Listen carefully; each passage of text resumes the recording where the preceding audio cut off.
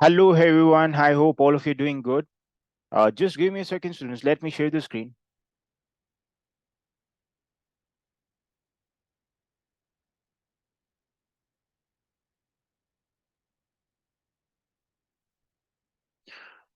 Yes, students.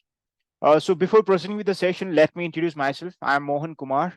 I'm also an UPSC aspirant with geography as an optional. So before that, I was associated with ISO as a geography content developer. Moreover, I also appear for UPSC thrice and various UPSC related examinations. Also worked as a software engineer in SH Global Services Chennai. And currently, I'm a senior social science tutor at Byju's. So that's it about me, students. And moving forward, let's get back to the session. In this session, I have chosen the very important topic in the exam perspective. That comes under the climatology section of geography. So that is atmosphere. So, moreover, students, this particular session is purely inclined towards understanding of the conceptual aspects rather than the factual thing. So, it doesn't mean that I'm ignoring the factual aspects of this specific chapter. So, no need to worry about it. So, because it is very important in the prelims perspective as well, right? So, anyhow, like my this particular session, it's entirely done in keeping the optional students in my view, in my point of view. Okay, so no need to worry, students. Everything, each and every dimensions will be covered. So that's why I'm here to help you out. Okay, yes, students. And before proceeding with the session, if you come across any kind of doubts in between the sessions, so please come up with that particular doubts. Okay, and get it clear within the session ends. Okay, so that's my instruction that I can give to all of you. And yes, students. And in case if you're facing any kind of issues, please let me know. Okay. Yes, let's quickly come back to the session and hold on. All right, students. Like suddenly, all of a sudden, if we wanted to understand this particular term atmosphere, you know, like right now we are on the Earth's surface, right? So can we call atmosphere, just by looking at the by looking above towards the sky? So can we call that as an atmosphere? Yes, students. Can you all come up with a answer? What can be called as an atmosphere? Yes, obviously true. So right now we're on the Earth's surface and looking toward the sky. Yes, that makes an atmosphere, right? So although we are just seeing it, but we are not have any kind of understanding of that specific atmosphere. What exactly is there inside it, right? Seeing is different and understanding is different, right? So we are just seeing. So right now we are on the Earth's surface and we are just looking at it. That's it, right? So we don't know what exactly inside it, right? So we can easily see it, but we can't. But understanding it takes a lot of efforts, right? So that's why all of you are here. Yes or no? So yes, students, let us quickly explore this very interesting chapter and also important too in the exams perspective. So it covers, if I, yesterday I explored a lot of questions on this specific chapter. Like there were a lot many previous years questions hits, specifically in the mains optional as well as GS1 as well. Okay, so never ignore this specific chapter.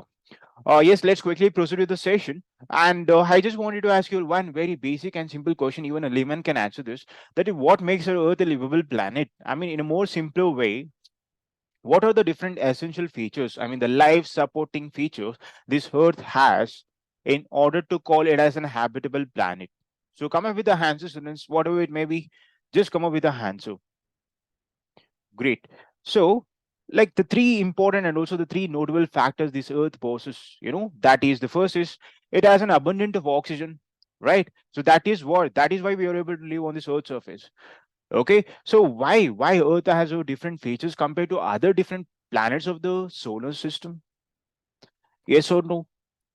Okay, what are the three notable factors this earth possesses? One is it holds the abundance of oxygen where all its life form can live happily over here. Yes, and there is one line that I can live without people, but I can't live without oxygen. That is pretty much true.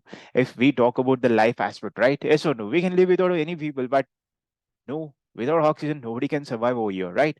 That's the meaning of it. And you can see how significant is the presence of oxygen, how significant is the oxygen, right, to each and every life forms. Yes or no? So that's what the meaning of this specific point. The present, it holds the abundance of oxygen in its atmosphere. So that's why we are able to survive happily on this earth, right? So each and every body component needs oxygen to survive. Otherwise, everyone will die at some point of time.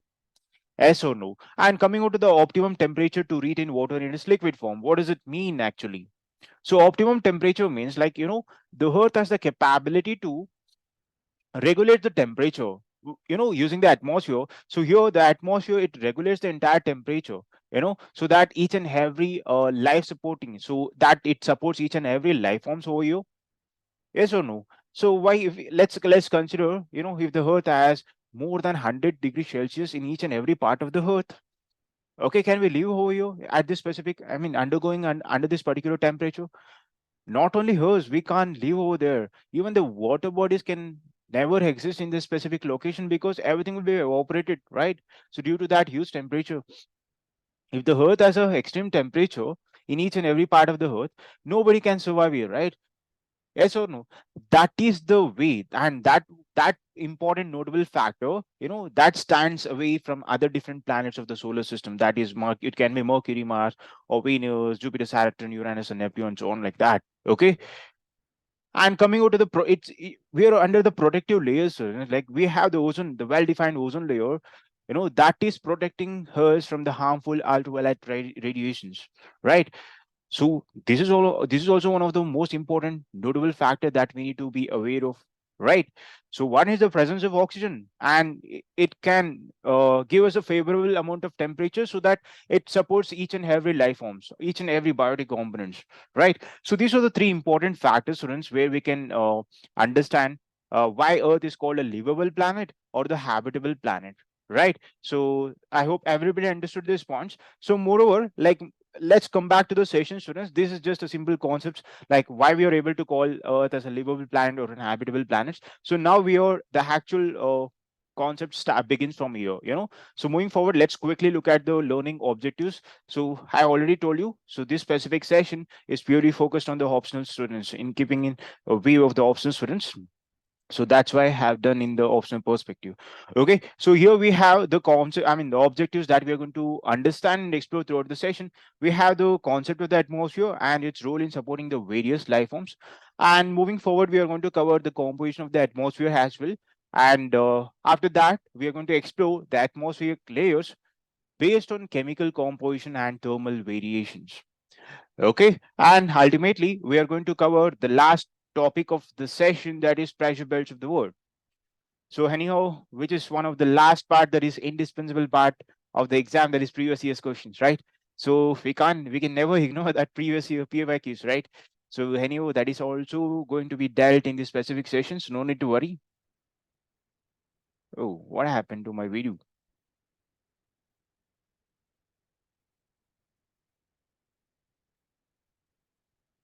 Just hold on, students. Like, oh shit, my webcam has an issue. Just a second.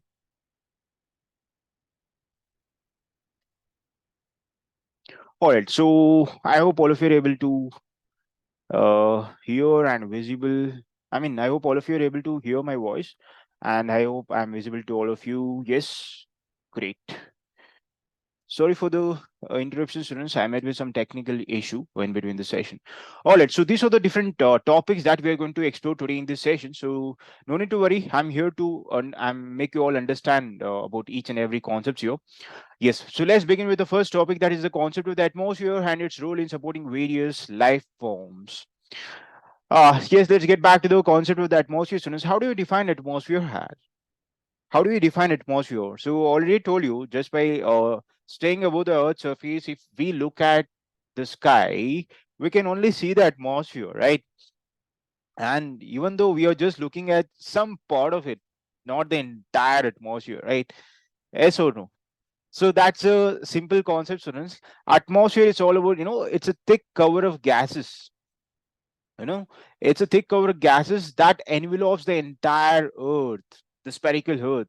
Why? Because why the atmosphere is able to enclose the entire spherical surface of the Earth? Because Earth has a huge gravitational force, right? So with its huge gravitational force of attraction, the atmosphere, it is holding the entire atmosphere, right? Okay, so moreover, atmosphere is all about, it is a thick layer of gases that surrounds the Earth. Okay, it's a thick layer of gases, and I'll be exploring this atmospheric layer in the upcoming slides. So for this, for the definition perspective, this is okay, atmosphere is all about is a thick gases. It's a thick layer of gases that surrounds the Earth. Okay, why the Earth is holding it? Because Earth has a huge gravitational force, and due to its force, it is holding the entire atmosphere on it. Okay, so what we are seeing, it is only a symbol, and also it is only a limited area of the entire atmosphere, specifically what we are seeing. Okay, so if we explore the atmosphere, students, it extends up to 10,000 kilometer above the surface.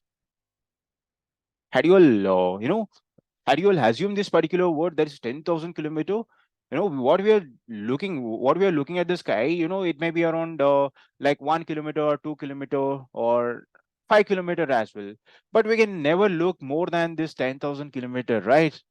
That is meaningless. We can never look at this extreme or altitude, right?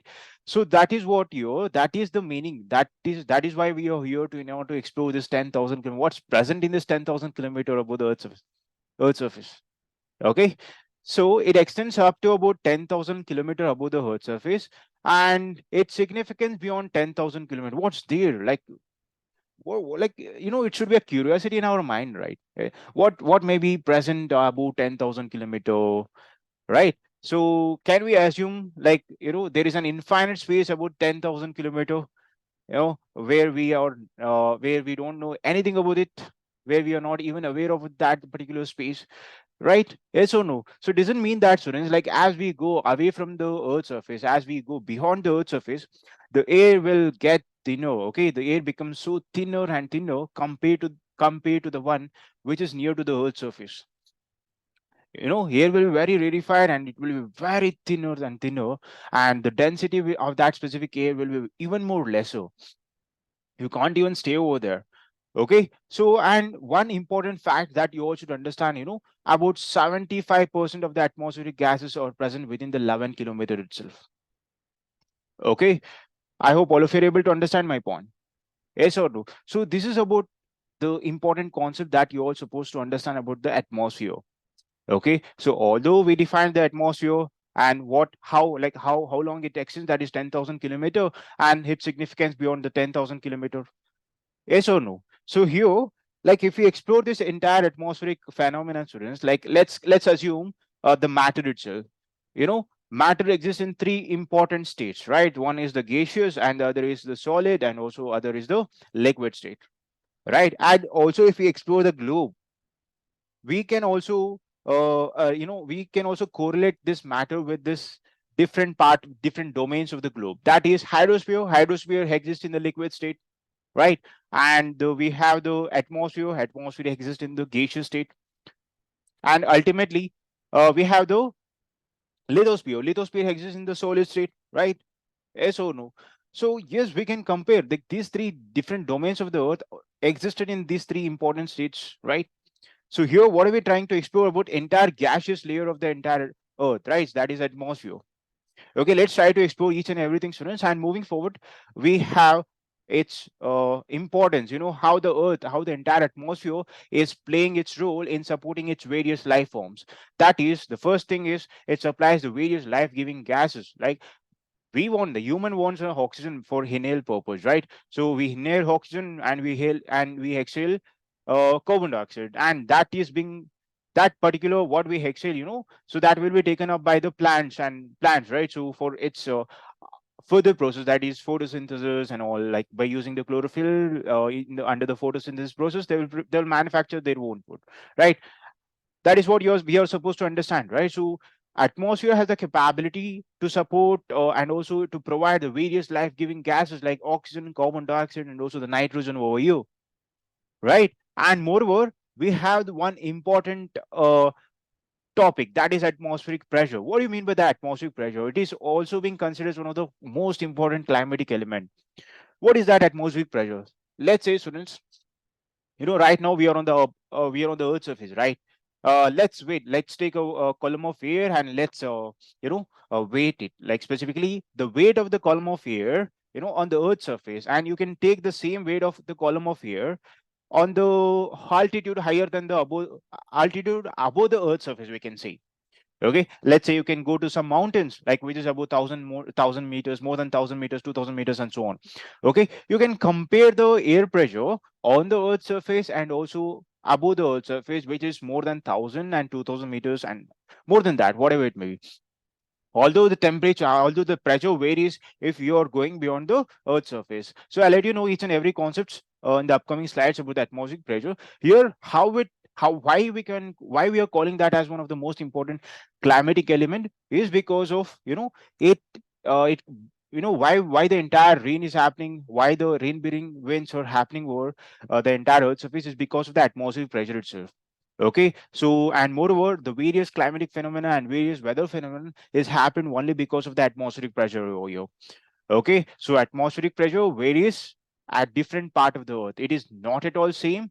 Okay, like it is completely similar to the temperature, right? How we are able to understand the temperature, and temperature is not at all similar on the entire earth surface, right? So it keeps on varying as we move away from the earth surface and from the lower latitudes to the higher latitudes. And similarly that also applies with the case of atmospheric pressure too. You can take a barometer, right? You can take a barometer, you can illustrate that particular experiment like by staying on the earth surface, by taking a column of air and weighing it, and also moving towards the mountain, and you can take the column of air and weigh it, like you can check the atmospheric pressure and also compare it. That is how you can easily judge whether what exactly is the phenomenon behind the atmospheric pressure here, right? So yes, so obviously students, it varies a lot. I'll let you know how the atmospheric pressure under the how the atmospheric pressure acts in the very in the entire climatic various, I mean, in the entire rain bearing winds and also various other climatic as well as atmospheric phenomenon.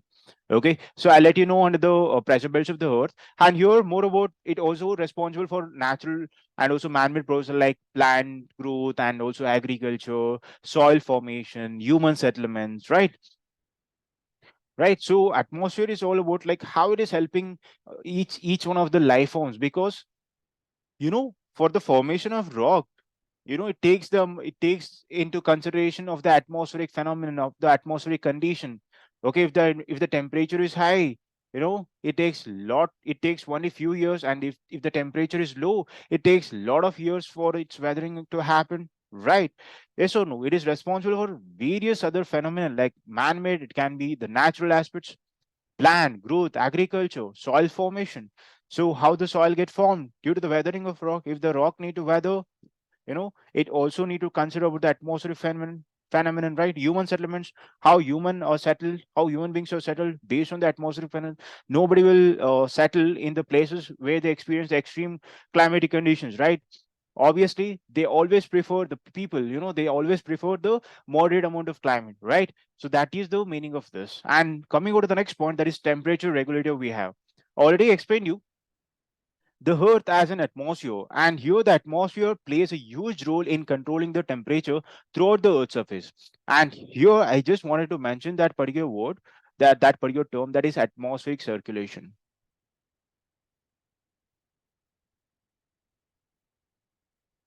Atmospheric atmospheric circulation, what does it mean, students? Like, the heat that is being produced on the earth's surface, it is being redistributed throughout the surface. Okay, that is making the entire earth surface, in order to maintain at a moderate amount of temperature. Okay, why the entire atmosphere regulates the temperature? Because the atmospheric circulation is happening over here. It is redistributing the heat on the earth surface from one part of the earth to the other different part of the earth. Okay, so that is what you are supposed to understand as a temperature regulator, how this atmosphere plays a important role in this temperature regulator. Okay, so anyhow, I'll let you know about under the pressure belts of the earth, like what exactly is the role of the atmospheric circulation here, and more about the next point, that is it takes care of extraterrestrial objects. you know there is one layer called mesosphere. Do you all are aware of that? Meteors like that is coming from the outer space. So they will travel through the atmospheric layers. Due to friction, what happens? So they will produce a lot of heat over there. And here, the role of the atmosphere over here is they will take care of this particular extraterrestrial objects, to prevent all its life form on this earth, right? So that is what you're supposed to understand about this important point. And next, they had as a UV ray filter. We are not receiving the entire sun's solar radiations. We are under the protective layer, that is the ozone layer is helping us, is protecting us, right? So these are the different role that the entire atmosphere is playing in supporting its various life forms, in supporting its various biotic components on this particular earth. Okay, so I hope everybody understood this point. So let's move forward, students, and let's try to understand the next important concept, that is the composition of the atmosphere. So yes, students, if we talk about the composition of the atmosphere, they can be grouped, they can be studied under the two broader dimension, that is talking about its constituents. We have the permanent constituents, and coming over to the next point, that is we have the variable constituents, right? Let me clear the drawing. Yeah, we have the variable constituents, right? So one is permanent and the other is variable constituents. So now let's get back to the, let's try to understand the permanent constituents firstly. So it's all about, permanent constituents means what? If we explore the entire atmospheric layers, we have few important constituents, where they never get varied. Okay, that is called the permanent constituents. Okay, its composition, I'm talking with respect to its composition. Okay, the composition of this specific constituents, it never varies. Okay, it will be in the fixed proportion. It will be in the fixed proportion. Okay, so that is why we are calling that as a permanent constituent. It never varies and it will be in the fixed proportions. And that is what, like here, if we wanted to understand the constituents that are present in this particular part, one is there are few gaseous elements, that is nitrogen, oxygen, and also the carbon dioxide, and many others like argon, neon, helium, krypton, that is making the entire composition of the atmosphere layer, right? Okay, so let me explain you a few important aspects about this permanent constituents. Like, let us consider a few gaseous elements like nitrogen. Why do we, what exactly is the role played by the nitrogen in the atmosphere, students? Nitrogen can never be used by human beings, can never be used by the humans, indirectly. So the direct form of nitrogen is never, we can never use the nitrogen, right, in a direct form. It's very harmful for us, right? So here, some bacteria and leguminous plants are present on this earth surface. They utilize the direct atmospheric nitrogen. Okay, so why? So because that is being used for the fertilizer. Okay, we are going to put some fertilizers, right, for the crops, for the growth of crops and all. So that is very much useful for the fertilizer, for the manufacture of fertilizer. Moreover, it also acts as a diluent. It also acts as a diluent for some combustions things, for combustions to happen. Okay, so this is the most important fact, features of this particular nitrogen in the entire atmosphere. I hope all of you are able to understand my point. Yes or no? And moreover, students, like this nitrogen is also one of the is also being called as the base of life. I wanted to write this particular term, base of life. Okay, so, and moreover, why do we call this particular thing as a base of life? It contains the living organisms, that is living organisms called living cells in the protoplasm. Okay, nitrogen in its protoplasm. Okay, that is why we are able to call this particular nitrogen gas as a that is the base of life. Very important part, very important topic. You may get question in your prelim students.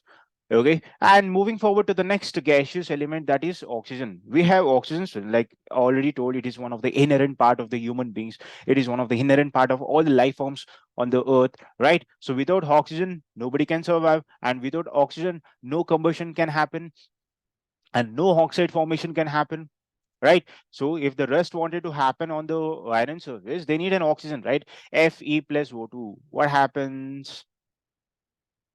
Fe plus O2. So what happens? So iron oxide will be produced, right? Yes or no?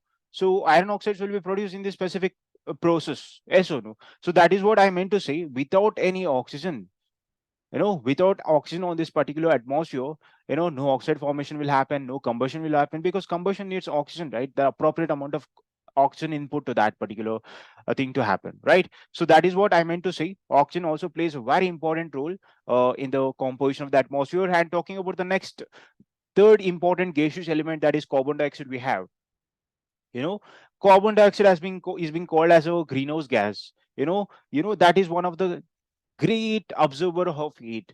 So it doesn't mean that carbon dioxide is very good for us. It is also responsible for the global warming to happen, right?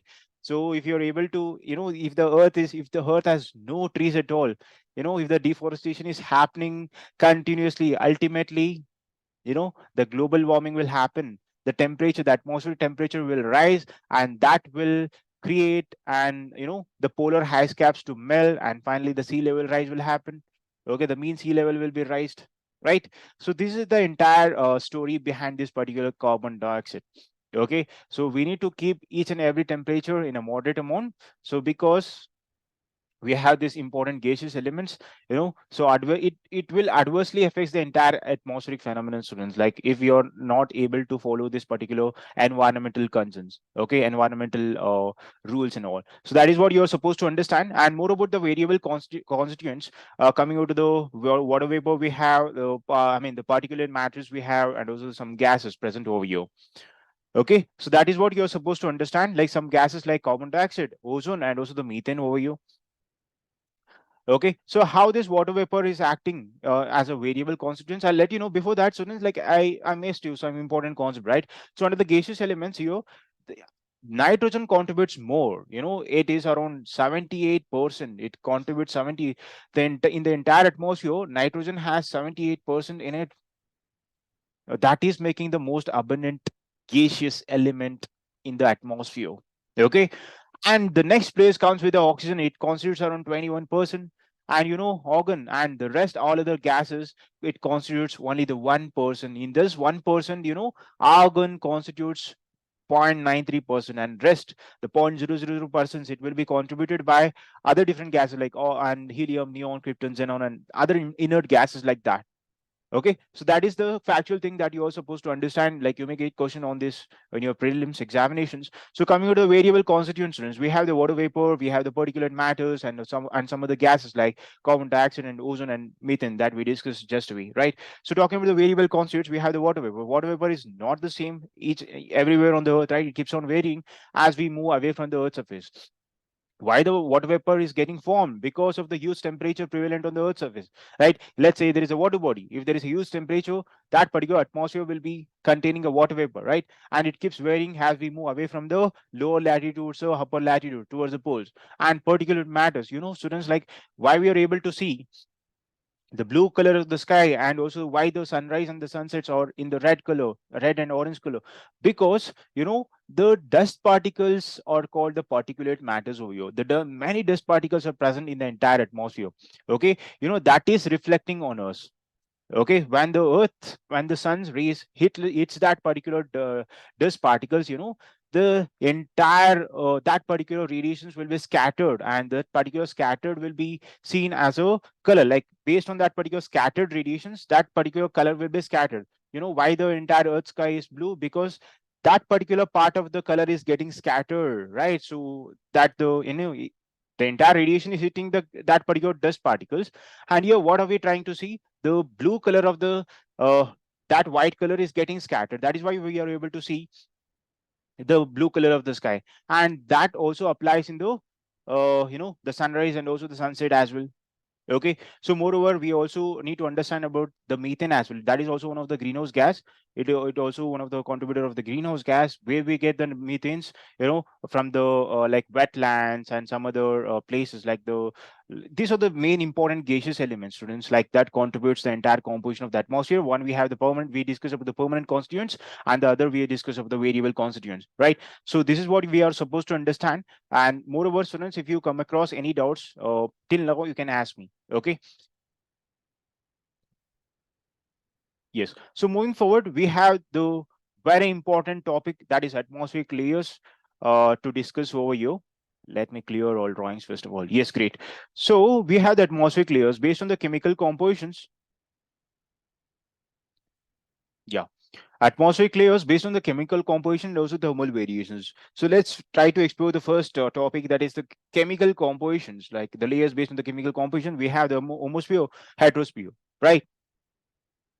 Yes, first of all, students, if you wanted to understand this particular homosphere, let me show you all one important diagram. Yeah. homosphere. It's all about, homosphere in this particular layer. Uh, the all the constituents, specifically all the layers, it will be uniform. Why we are able to call this homosphere? It can be split up into two words. Homo means uniform, and sphere is region. In that specific region, we can expect the fixed proportion of that particular components, where this particular homosphere occupies three important layers, that is troposphere, stratosphere, and also the mesosphere over here. Okay, I hope all of you are able to understand. And it extends from 0 to 90 kilometer, right? In this homosphere, we can see the presence of troposphere, stratosphere, and also the mesosphere. And here the temperature varies a lot, right? In the troposphere, I'll let you know under the layers of the entire atmosphere on the chemical composition. So this is about the chemical composition. On the thermal variation, I'll let you know about the troposphere and also the strato and other different layers of the atmosphere. Okay, here what you're supposed to understand in the homosphere, it will be the entire composition, the entire variation will be constant in this entire layer, that is homosphere, that extends from 0 to 90 kilometer. Okay, I hope all of you are able to understand this point. So more about this homosphere, like you can extend like all the different constituents and will be in the fixed proportions, and moving above that particular homosphere, and from the 90 above 90 kilometer we have the heterosphere. Like heterosphere, it's all about, it extends from the 90 kilometer till 10,000 kilometer. In that heterosphere, we can see the presence of layer called molecular nitrogen layer, that is 90 to 200 kilometer, and atomic oxygen layer, that is 200 to 1100 kilometer. And also we have the next layer, that is 1100 to 3500 kilometer. And coming over to the above surface, above the helium layer, we have the hydrogen layer, that is 3500 to 10,000 kilometer. That is making the entire atmospheric layer. And here the atmosphere occupies the air above the 90 kilometer till 10,000 kilometer. Okay, so this is what is the possible explanation of the heterosphere and also homosphere. And I missed you one important concept, that is heterosphere. It will be dissimilar. The proportions, all the chemical compositions will be dissimilar, and also variations will be a maximum in this entire heterosphere. The three different layers after the mesosphere, that is, like thermosphere, hexosphere, and magnetosphere are located in this particular heterosphere. We're going to understand its thermal variations in the upcoming part, in the upcoming slides, under the thermal variations of the atmospheric layers. Okay, so I hope everybody understood. And if you have any doubts, students, you can ask in between. And moving forward, we covered the homosphere and also the heterosphere here. And talking about the thermal variations, we have the troposphere, stratosphere, mesothermo, and ionosphere, and exosphere. Let us cover that under this important diagram here. So talking about the troposphere, students, like we have the troposphere, it's all about, like already told you, like right now we are on the Earth surface, like we look above towards the sky, right? So the first thing that we can see is the troposphere. It is, although it is 10-kilometer away, it extends till 16 kilometer. And one important thing that you all should understand, it is more at the equator compared to the poles. Okay, and in the summer it becomes 18 kilometer. Why? Because the clouds will be not there, and in the poles it will be even more dense, so it will become 8 kilometer. Okay, as we move away from the equator towards the poles, the troposphere, that the extension of the troposphere decreases. And how about the temperature variation? It it drops at 6.4, it drops at 6.4 degrees Celsius for every 1,000 meters, or 1 kilometer.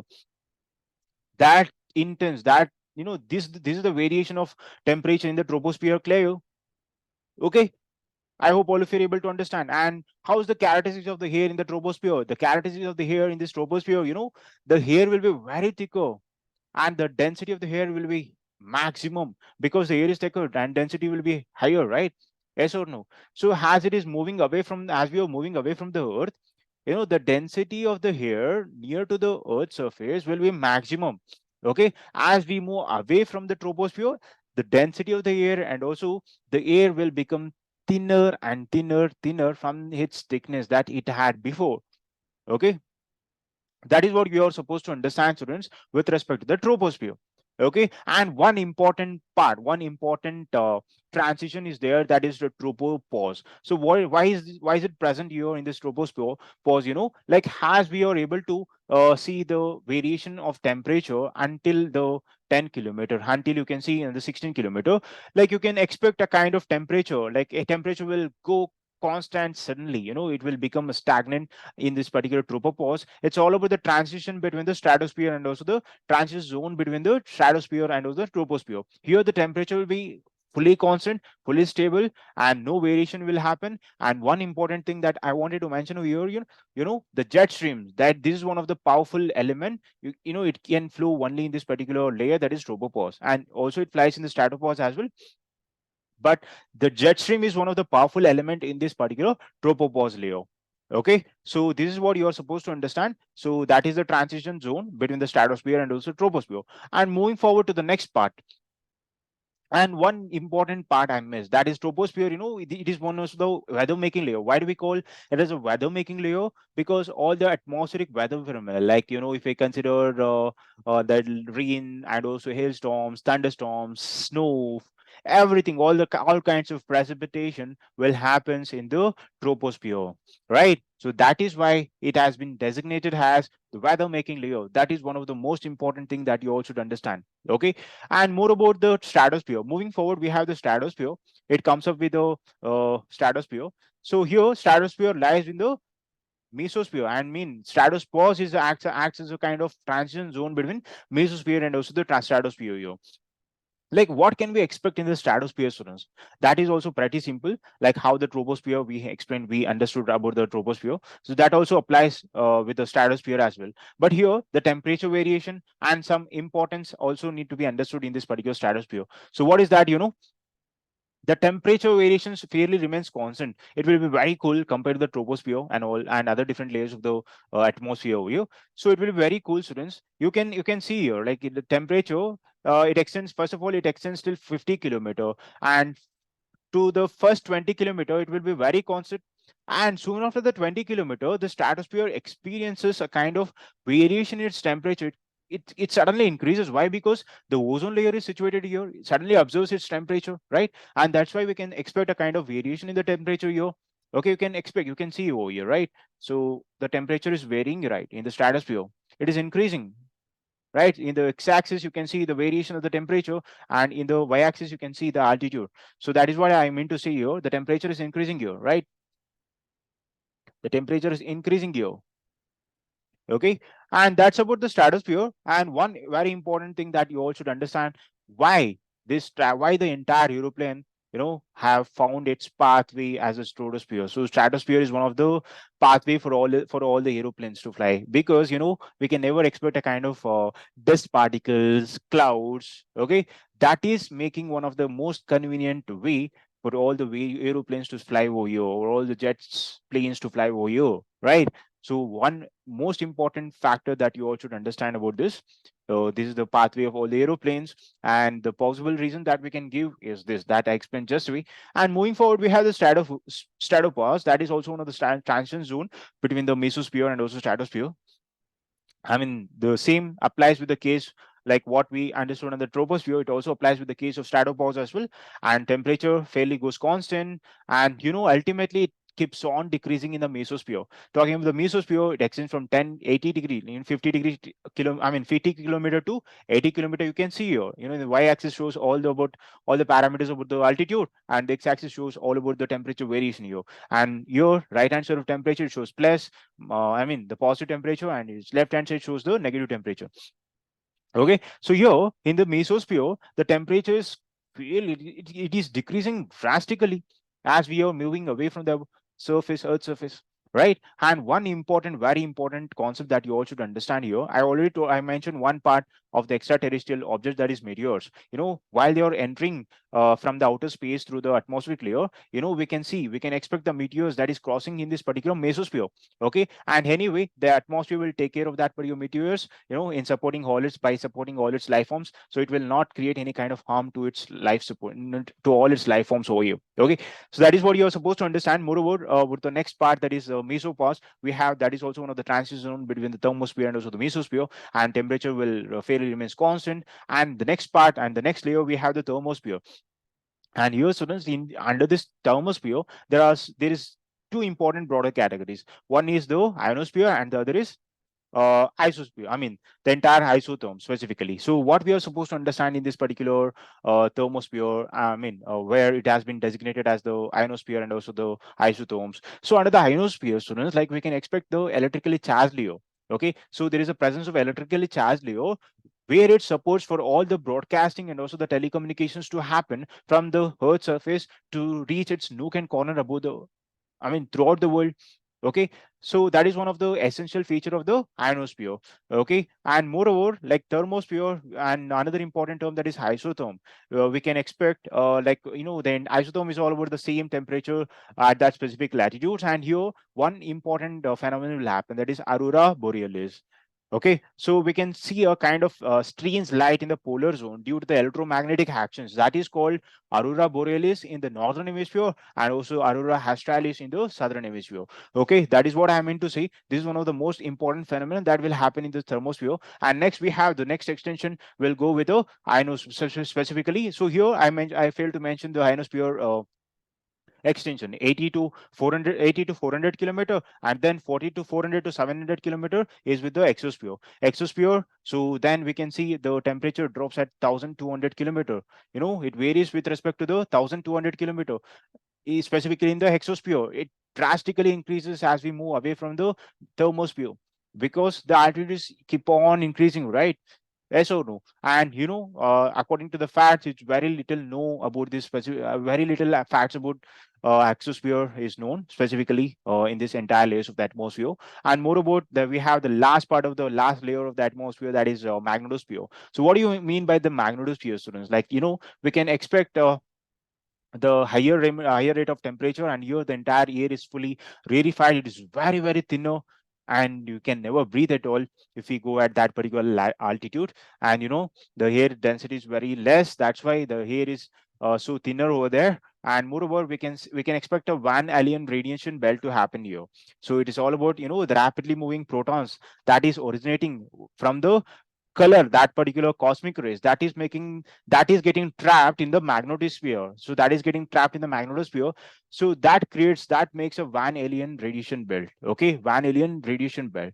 Okay, so that is what you're supposed to understand, students, about this importance of these layers of the atmosphere. So overall we covered wait overall, we covered troposphere, stratosphere, mesosphere, thermosphere, ionosphere, and also exosphere.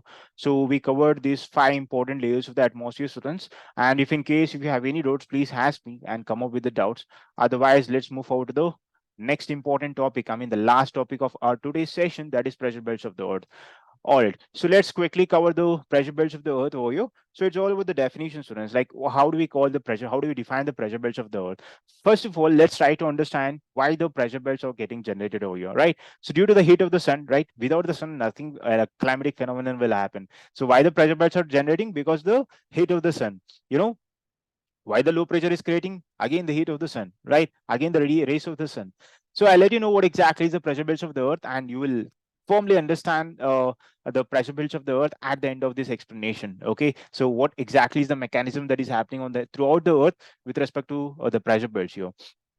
And moreover, we're going to talk about the Earth's 7 pressure belts, like 4 belts is of high pressure, and also 3 low pressure belts. We are going to explore about that as well. And shifting, what exactly is the mechanism? What exactly is the logic behind the shifting of pressure belts? We are going to cover that as well. Okay. So moreover, let's quickly understand this pressure belt, students, in the next slides. So yeah, we have the important diagram that depicts the entire globe here. I mean, the different latitudes of the globe. Yeah. So yes, students, I hope all of you are aware of the term, right? So wait, let me share the entire screen itself.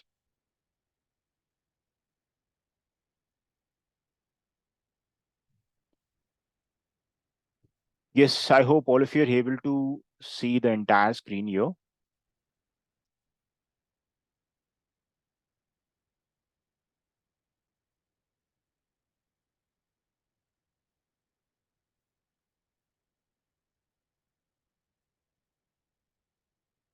Yeah, great. Okay, so now we are here to understand the mechanism of the pressure belts over here. Already told you Due to the heat of the sun, the pressure belt, the belts are getting generated, and we doesn't know whether that particular belt is a low pressure or high pressure belt, right?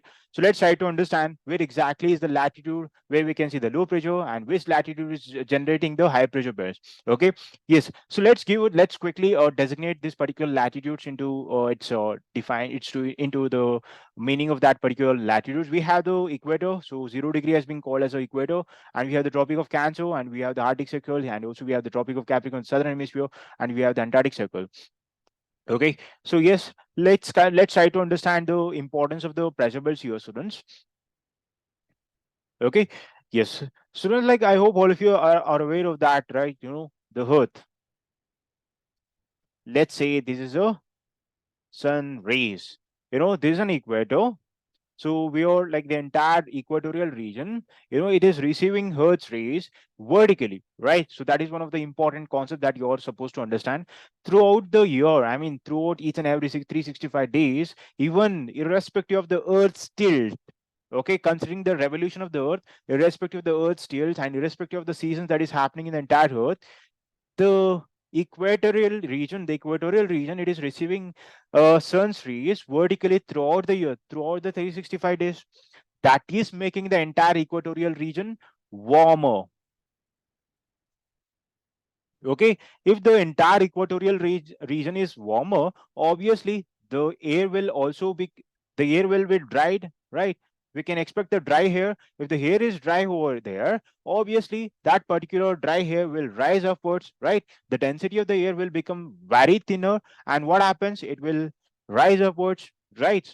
And that is creating a low pressure area on this particular equatorial regions, and that's the way, this is the logic behind how the low pressure belt is getting created in the equatorial area. Overall, we call that as a equatorial low pressure belts. Okay, so that is what I meant to say. I hope everybody understood the equatorial low pressure belts, how it is getting generated over here, right?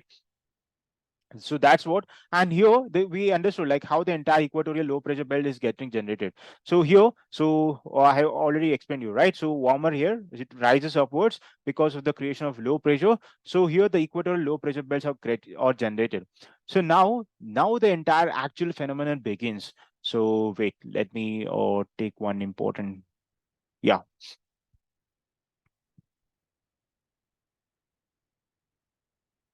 Now the actual exact phenomenon begins. Yes. So here, students, like if you come across any kind of layers, we discussed the different layers of the atmosphere, right, based on the thermal variation as well as the chemical composition. So based on the thermal variations, we discussed of the troposphere, which is one of the first layer of the atmosphere, right? So right now we are living here, right? So here the entire specifically the winds are getting generated, right? So the warmer air rising upwards, what happens, it will rise, and this, until when it rises, students, there should be some limitations, right, for the warmer air to come upwards until it reaches the tropopause. The warmer air, it keeps on moving until it is being obstructed by the tropopause here. This is the tropopause, and this particular tropopause, it will obstruct the uprising winds to the northern hemisphere and also to the southern hemisphere. It will move towards the polar side, and here it also move towards the southern part of the polar side. Okay, so that is what you are supposed to understand. Just give me a second. Okay, so here all the low pressure, all the air, warmer air, is moving upwards. Yeah, so all the low pressure, all the warmer air, right? So it is getting deflated. It is moving towards the polar side, and now it is moving towards the southern side. Okay, it is deviating into two parts. So one part is moving towards the upper area, and the other part is moving towards the lower area. I mean, towards the southern part of the entire world, entire globe. Okay, now it is the actual phenomenon that we need to understand. Okay, now let's try to understand about the 30-degree part, like 30-degree part of the latitude. We have the Tropic of Cancer and also the Tropic of Capricorn. It lies between the Tropic of Cancer and also the temperate zone, that is 30-degree latitudes, north and south latitudes. So I hope all of you remember why do we call the subtropical high pressure belts in this particular 30-degree and also 30-degree north and south latitudes? Because here the winds are getting moving towards the polar areas, and here from from the polar areas, the high pressure winds are getting generated. The winds will be high pressure, right? The entire frigid zone in the polar areas, we can expect the high pressure over there, because the entire land will be frigid and it will be snow covered, and we can never expect a high temperature over there. That's why what we can see, the high pressure that is being generated over there. What happens, the high pressure, the winds, the high pressure winds will be coming over here. Okay, so here the winds from the polar area and also winds from the equatorial areas, which I already explained you. So it will condense, it will collide and it will sink, and overall it will converge. It will converge. Finally, it will sink towards the subtropical areas that is creating the high pressure belts over there. Okay, I hope everybody understood. So this is the exact phenomenon over here. Let me repeat once again. Okay, so here the warmer air rises up and the troposphere obstruct the winds, and what it will deflects into the northern and southern hemisphere. And here the high pressure winds, it will deflect over the equator areas, and here it also deflect towards the equator. What happens if they collide, if they collide, high pressure and also this particular one which is coming from the equatorial parts, so it will collide, it will sink in the subtropical areas, that is creating the subtropical high pressure zone. That is where is the entire story behind the subtropical high pressure belts, okay, getting generated over there. Okay, so that is the meaning of that. And moreover, students, like we also have one another important phenomenon. So now the subtropical high pressure belts have been generated over here. Subtropical high pressure belts.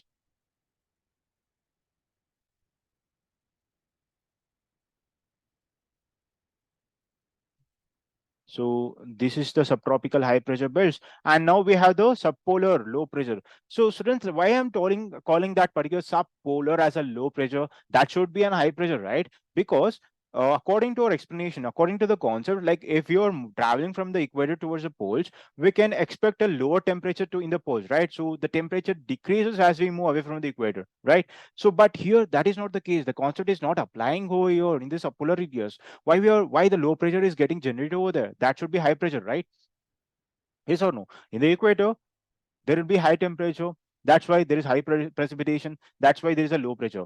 But in the polar areas there is no temperature, there is very low temperature. In that low temperature, how can we expect a low pressure zone getting generated over there, right?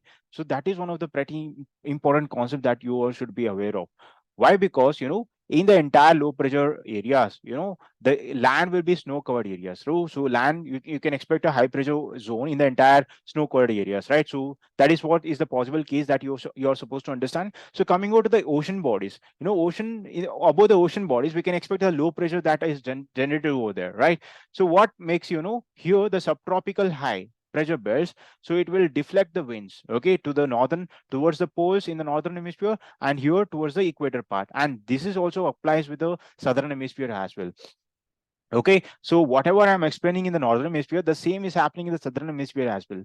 Okay, so here the one part of the winds will be moving towards the polar area. So here high pressure winds will be coming, here high pressure winds will be coming.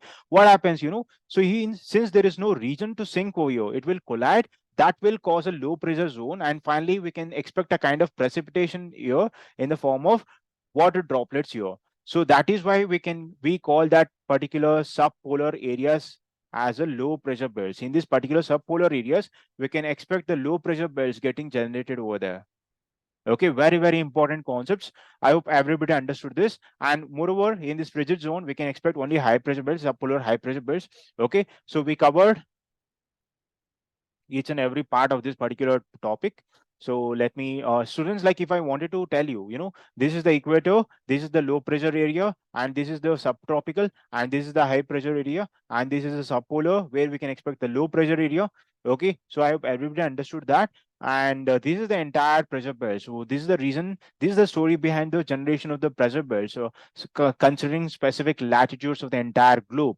Okay, how the low pressure is generated in the equatorial parts, and how the high pressure is generated in the subtropical areas, and why do we expect a low pressure in the subtropical subpolar low. Okay, that is also one of the most important factors that you are supposed to understand with respect to this pressure belts of the earth. Okay, so yes, I hope everybody understood that. And in case if you have any doubts, students, please ask me. And also we are supposed to understand the shifting of the pressure belts of the earth, right? Like why the pressure belt shift?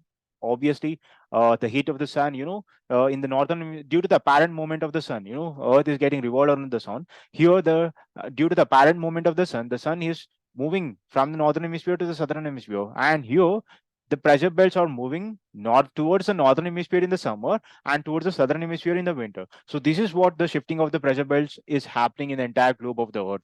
Okay, this is also one of the most important phenomenon that you are supposed to understand.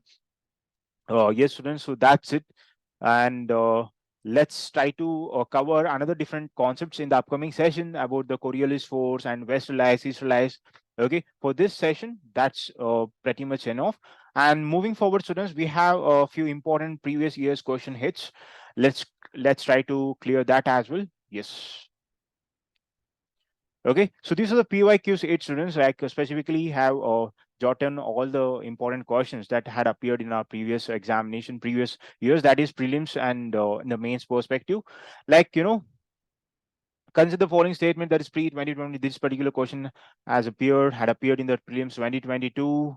And next question we have, you know, what explains the eastward flow of the equatorial countercurrent? And this was appeared in the year pre 2015. The annual range of temperature in the interior of the continents is high as compared to coastal areas. And what is all the reasons? This was appeared in the year 2013. And obviously, like one way or the other, by understanding this important concept that I taught till now, everything can be eliminated. You can arrive at the right answer very easily. And moreover, we also have the mains questions as well. So, talking about the first topic, that is GS1, major hot deserts in the northern hemisphere located between 20 to 30-degree north and western side of the continents. Why? So that was appeared in 2015. And we can expect a lot of questions in this specific topic under the climatology sections of geography optional. The first question: discuss the complete mechanism by means of which the atmosphere is able to maintain its heat balance. Is the atmosphere getting progressively hotter, and if so, why? So that carried 20 marks. And discuss the nature and also the composition of the Earth's atmosphere. Okay, and that also carried 20 marks. And differentiate between insolation and temperature and explain anomalous temperature. Yes, we can also answer this specific question by understanding the topic that I discussed today, and describe how short-term variations in temperature related to the process of receiving energy from the sun to the earth's surface and dissipating it to the atmosphere. Write short notes on tropical atmospheric instability, and write short notes on inversion of temperature based on the changes of the latitude above the Earth's surface. So everything can be answered, students. And anyhow, in the upcoming sessions, so we are going to cover the rest of the concepts.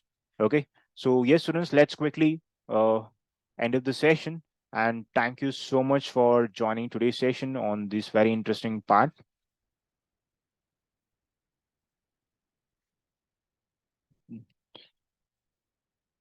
All right. Thank you, students. Thank you so much. Let's meet in the next session. Until then, take care. Have a great day.